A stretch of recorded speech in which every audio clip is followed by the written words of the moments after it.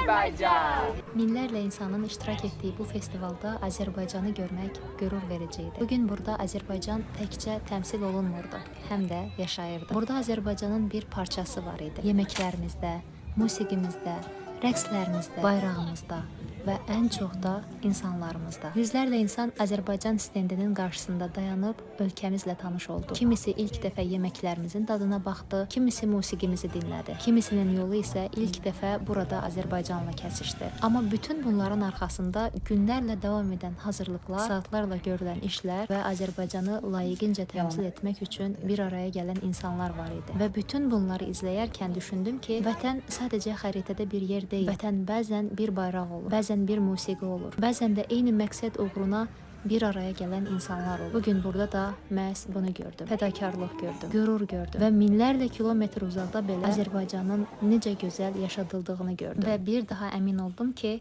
Azərbaycan onu sevən insanların olduğu hər yerdə yaşayır və yaşayacaq.